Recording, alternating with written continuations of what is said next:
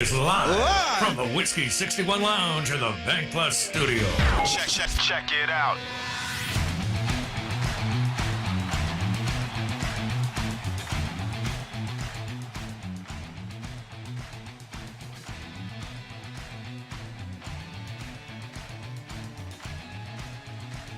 All right. Good morning. Welcome in. Woo! We are the Out of Bounds Show. We're driven by your next Ram truck, Jeep Grand Cherokee, or Jeep Wrangler at Mac Hike in Flowood. MacHikeFlowood.com. Ram trucks, pre-owned and new. Jeep Grand Cherokees. You name it, they've got it. Mac Hike in Flowood. MacHikeFlowood.com. If you're in the market for an SUV or truck. Our guests join us on the Bell's Two-Hearted Ale guest line. We are the Out of Bounds Show. 105.9 The Zone ESPN. Dak coming off a rough performance where he did not play well. We welcome in NFL senior analyst, Pro Football Focus, PFF.com. He is Steve Palazzolo on the Out of Bounds Show. All right, Steve, what happened to Dak and the Cowboys last Sunday? I think it was just a bad game. I think that's acceptable. It was a weird one, but there was also a point with Terrence Steele playing left tackle, Tyron Smith hurt. It did seem like Dak was a little bit more uncomfortable in the pocket, and it wasn't necessarily because there was a ton of pressure. There was a lot of pressure coming from Steele, but the rest of the line was fine. It did seem like he was a little bit hesitant in the pocket, maybe holding the ball too long, or getting out of the pocket a little bit sooner than he normally would. So sometimes that happens where it's just you've got discomfort based off the line around you. That's what I saw mostly from Dak. Plus, when he did. He missed a bunch of throws, but then when he did make a good throw, they're getting dropped. It's just one of those games where the entire offense is just off. So I'll just say it's an off week. I'm not terribly worried about the Cowboys offense going forward. All right. What do we need to know about Cowboys-Falcons for our Cowboys Dak fans? Steve? The Falcons are getting better, and they're good. They're good-ish. The Falcons are better than they have been defensively, and that's not saying much because they were a train wreck last year. But they're a little bit better on that side of the ball. A.J. Terrell's playing really good football at corner for them, last year's first-round pick. But then offensively, Kyle Pitts is, as advertised, this big, huge tight end in name who's really a wide receiver with a unique skill set that nobody else has around the league as far as his body control and size and everything that he brings to the table. And then they've got Cordero Patterson, 9 years into his career, as just this unbelievable all-around threat, a legitimate wide receiver threat, a legitimate running back threat. So between Cordero Patterson and Kyle Pitts, it's turned into a pretty dangerous Falcons offense with Matt Ryan playing some solid football as well.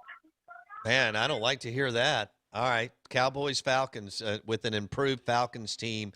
And as Steve Palazzolo says, some really legit weapons with Patterson, which his story is remarkable considering what all happened in college in the first few years in the NFL. And we all know about Kyle Pitts at Florida last year. You're listening Out of Bounds, 105.9 The Zone ESPN.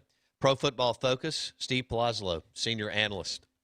All right, so you feel like Dak, whether they win or not, you feel like Dak in the offense and the Cowboys will bounce back. Let's go with Lamar Jackson tonight and Justin Tucker doing a great job with the Ravens. They just find all kinds of ways to win. They're playing the Miami Dolphins. How have you graded Lamar Jackson to date this year, Steve? Yeah, he's been good overall. Hasn't been as good as a passer, throw for throw-wise, as he was his MVP season a couple years ago, but the volume is there, right? So a couple of years ago, he had those games where he would drop back 21, 22 times. Didn't have to do as much as far as passing goes. But this year, what I've been impressed with is the big question with the Ravens: could they make a comeback? Could they win through the air? And then they have. They've made a few big comebacks.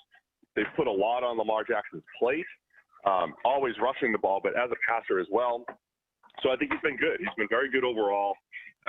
Had some games where they've had to just rely on his arm, and that's what's new, for Baltimore. The run game isn't as productive as it's been in the past as far as down-to-down efficiency goes, but Lamar is able to carry them sometimes as far as the pass game goes. So dangerous through the air more than ever, I'd say, as far as Baltimore.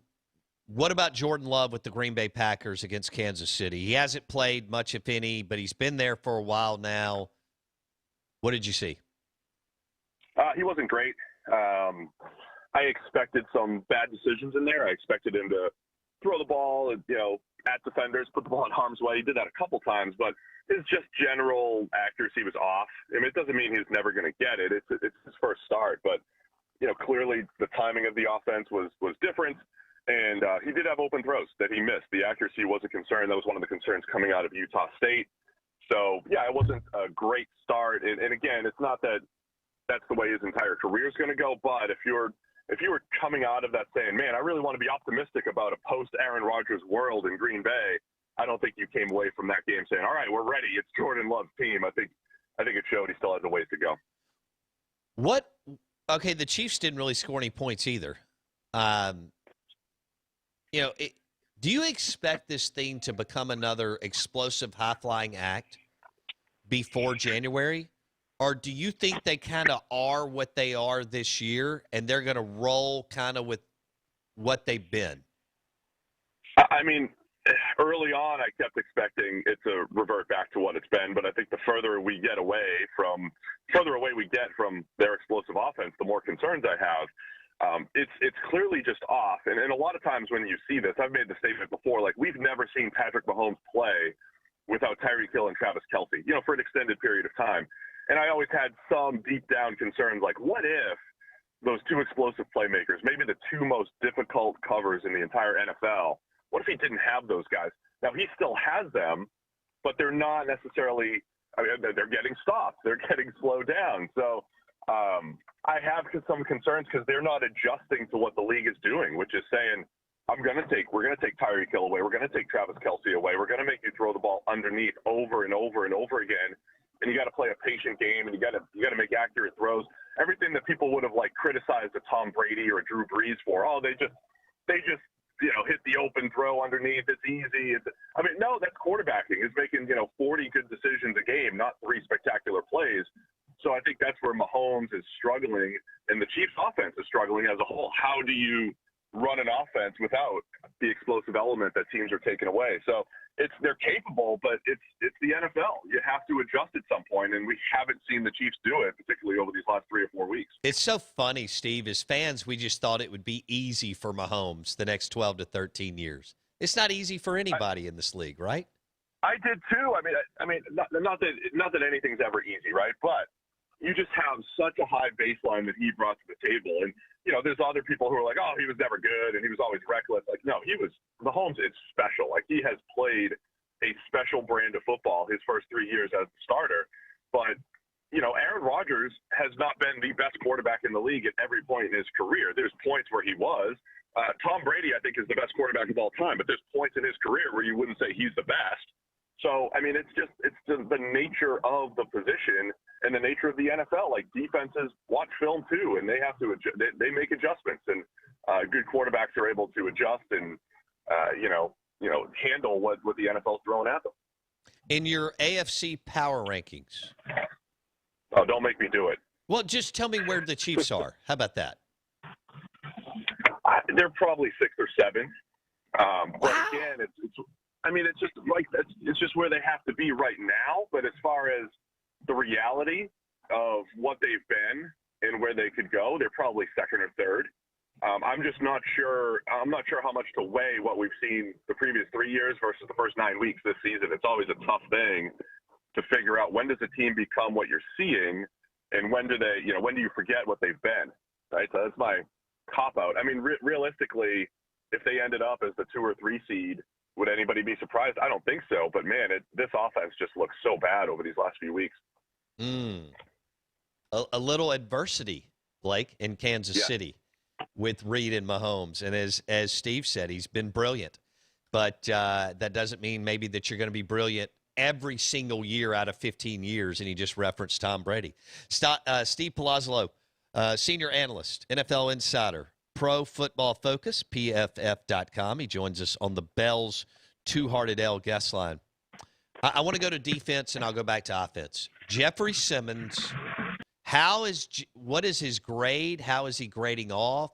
What are you and the team seeing from Jeffery Simmons with the Tennessee Titans? I don't have his exact grade in front of me, but he's always been one of the best, highest graded Titans defenders. He doesn't dominate every week the way he did last week against the Rams, so that was nice to see in prime time. It's not necessarily what Simmons does on a week-to-week basis, though. But he was unbelievable in that game. 9 pressures, rushed the passer 49 times, too. So, he was out there a lot. And you just saw him manhandling guards and finishing plays. And it was really an outstanding effort by Simmons. So the Titans have really overachieved, I think, as far as what they should be doing defensively. And, having games like that from a Simmons is a big part of that. All right. We'll go to the Saints. And, all right, so the Saints are 5-3. And, they're trying to figure this thing out. Sean is brilliant, I think. Of course, I'm biased. But, do you think you have him probably top 3, right, in the NFL, Sean Peyton? Top 4? Yeah, I think so. The track record's there, and I think you learn a lot when you see him without a Drew Brees and what they're able to do. So, absolutely, Peyton's been awesome. Okay, Saints at Titans. We just mentioned Jeffery Simmons. They got some other dudes, too. To me, Vrabel is really emerging as a really good coach, too. He may not be great like Sean and Bill and, some of the others, but it looks like Vrabel is going to make it and do some good things in this league. Saints at the Titans. What can the Saints do to throw up a number to win this game? Yeah, it's a tough one because the Titans are, you mentioned Vrabel. The thing I'm most impressed about with them is they've had 4 straight tough games, and they've won all of them with no letdown, beating the Bills on Monday Night Football, beating the Chiefs, then the Colts in overtime, and then the Rams game last week. So Vrabel's done a good job of just keeping them on track no matter what's happening around them, defensive injuries, Derrick Henry injury. So they've been really good. As far as the Saints go, I was a little surprised that Trevor Siemian got the start over Taysom Hill. I did think that, it seems like Peyton does like to have Taysom Hill as the change-up, but I did figure with the investment that they made in him, they truly did believe in him as the quarterback. But I think it's continuing that creativity. Alvin Kamara is hurt, which puts even more pressure on what the Saints can do. At some point, it's a really good roster, a nice offensive line, a really good secondary, our 3rd best defense in the league when you adjust for competition in New Orleans. But at some point, they're just running out of guys that can make plays offensively. They don't have a great receiving core. And if Kamara is not there, it's just even more of a challenge for the Saints. So I think it's, creativity. It's trying to get, the Taysom Hill package going. It's, Deontay Harris getting behind the defense. It is a combination of those things where the Saints have to try to create some big plays and just kind of, hold it together and win with defense because their defense can win it, and they're very good. They're going to keep them in games, but it's a challenging way to win games when you just don't have enough guys making plays offensively. We're talking Saints and Titans, 2 teams that are obviously geographically close to us, and with Tennessee, with A.J. Brown and Jeffery Simmons, who dat just 2.5 hours down the road. This is a big one. CBS, Saints at the Titans this weekend. We're visiting with NFL insider Steve Palazzolo, PFF.com. They're crushing it with great content every day. Is A.J. Brown quietly having, 40 receptions, 551 yards, 3 TDs? It's like he's quietly having another really good season, Steve. Yeah, and that's despite all the injuries, right? You're used to seeing maybe a couple more of those big plays. Like you made a couple weeks ago, you turn a 15-yard deep out into a 58-yard touchdown or whatever it was. You're used to seeing maybe a couple more of those, but he's been on and off the injury report, had those issues, and still been extremely productive. So yeah, how I believe in the pass game is what dictates the NFL. So as great as Derrick Henry has been, and he has been the catalyst for a lot of what the Titans do offensively. To me, it still comes down to AJ, right, and Julio on the outside, and Tannehill. The Titans can still be good if those guys carry the team. They certainly have what they need, and AJ Brown he's a true wide receiver 1. Golly, he's good. He and Jeffrey, unbelievable. Grew up 20 minutes from each other, same grade, same class. Okay, Ryan Tannehill. What grade would you give? Is he a B, B minus, B plus NFL QB? Where?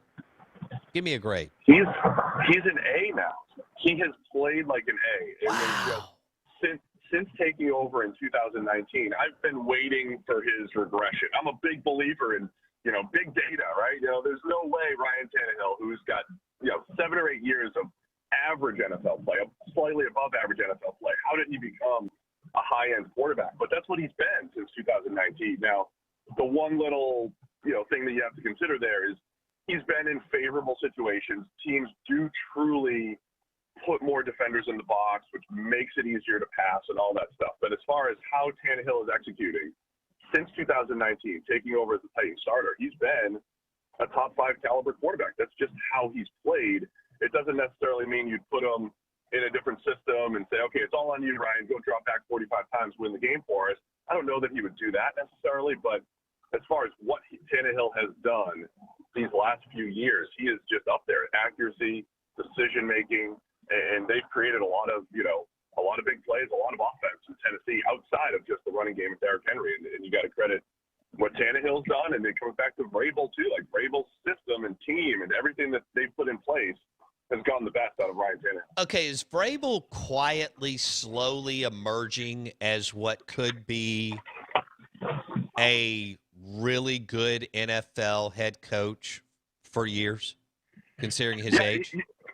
He reminds me of Mike Tomlin a little bit, where I think you're starting to build up this body of work where it's like, okay, no matter what Tennessee has, different coordinators, injuries, whatever it is, they're finding ways to win. So there's this, as a coach, you have so many different hats that you have to wear. There's just rallying the team and motivation and all that stuff. All of that stuff seems to show up in wins. Then there's but you can't really see what's happening behind the scenes. It seems like Vrabel's fine in that area. But then there's on-field decisions, and Tomlin had elements of this throughout his career too, where they were going for 2 a lot. They had some forward-looking adjustments that they were making. I think Vrabel has some of that too when it comes to some of the clock management stuff, understanding the rules, the time and effort that they've put into just in-game decisions. So I think there's a lot pointing in the positive direction when it comes to evaluating Vrabel, and I think it keeps mounting. The Titans are 7-2. When they really shouldn't be, given their schedule and what they've had as far as injuries this season. All right, I'm impressed with that, and I know that's exciting for A.J. Brown and Jeffery Simmons fans that the Titans could be headed in this direction. Very winnable game at home this weekend. If they win this weekend, Steve, they go to 8-2. So that's huge for. They have so far this year. They have our 5th hardest schedule that we've ranked as far as who they've played. They have the easiest schedule going forward, the Titans. So they have a real shot to get that number 1 seed. How about that? Tennessee Titans. All right, Out of Bounds, 105.9 The Zone, ESPN. We're visiting with Steve Palazzolo, PFF.com. He joins us on the Bell's Two-Hearted Ale guest line. Okay, Browns at the Patriots.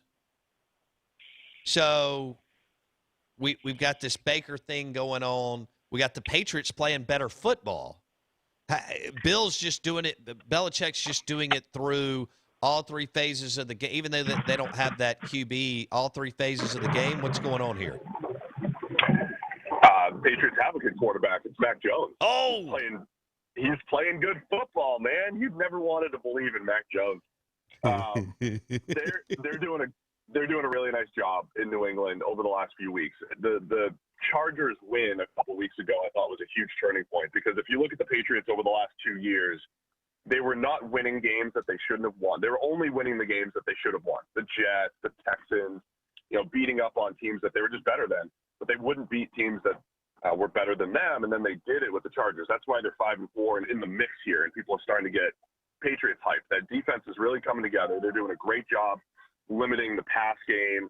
Like Belichick teams mostly do. They weren't as good in that area last year, but they've been much better this season. Mm-hmm. And then, with the Browns, I was overreacted all this week. Oh, Baker's better without OBJ, and it's clear, and Baker was great last week and all this stuff. But that narrative could flip pretty quickly this week against the New England defense with Baker and that passing offense. They're going to have to rely on the run. All their running backs are in COVID protocol. So I think it's a real challenge for the Browns going into New England this week. Let's wrap it up with OBJ, Odell Beckham Jr. What is his because we have so many talented wide receivers now, and there's more coming, what is his real value on the market, Steve?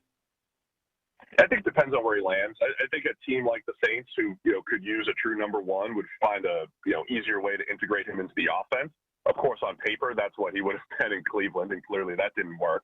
I think receivers are extremely valuable because you want to have three legitimate pass catchers that at least the defenses have to account for. That's part of the reason why the Chiefs are struggling offensively. There's no number three. There's nobody that defenses have to account for. So if OBJ went to Kansas City, he's extremely valuable, assuming he doesn't need 10 targets a game to be happy.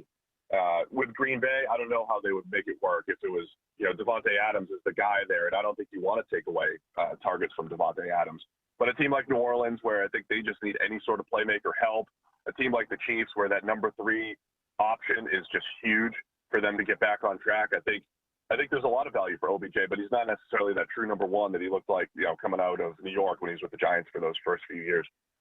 All right, we'll leave it there. Steve Palazzolo, great podcast, NFL Insider, PFF.com, joining us on the Bell's Two-Hearted Ale guest line. All right, man, I hope you have a good weekend, and I can't wait to see what shakes out. That was basically a 30-ounce bone-in ribeye on the NFL. I need Dak and my Cowboys, though, to get through these improved and, according to you, goodish Falcons this weekend. Goodish. I hope you can make that happen. They'll be okay this week, but always appreciate it. All right, buddy. Take care. See ya. You too. Steve Palazzolo, Pro Football Focus on the Out of Bounds Show, 105.9 The Zone, ESPN, brought to you by Burgers, Blues, and Barbecue. I didn't forget, Blake.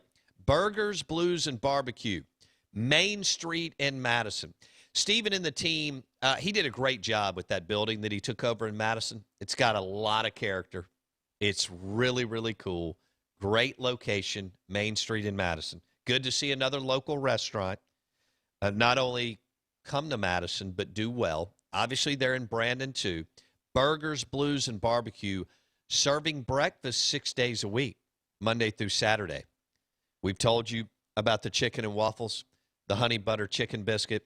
Obviously, they're open for lunch and dinner, too. Great burgers, delicious burgers. Have you been recently? Yeah, get the banana pudding. It's fire. Oh, the banana pudding. It's fire. Throwing a little I'm a slider dessert. right on the edge of the plate there You for know us. me. I'm a dessert guy. If you've listened to this show long enough, you realize that anytime Bo does a restaurant read, I always add what their dessert is.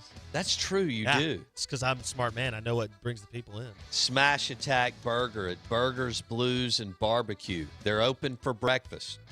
I mean, if you're feeding the office, order a dozen, 2 dozen. Honey butter chicken biscuits. They're divine. Burgers, Blues, and Barbecue. Great local restaurant, Madison, Brandon, now on Main Street in Madison. And did a great job with that building. Was glad to see that all happen. Burgers, Blues, and Barbecue. Fantastic craft beer and delicious burgers. We'll have Madison Ridgeland Academy MRA football on 105.9 The Zone ESPN. Stone Blanton choosing between Mississippi State and Ole Miss in the next few weeks. Davis Dalton committed to Southern Miss. MRA football hosting JA Friday night on 105.9 The Zone ESPN. Back in a second.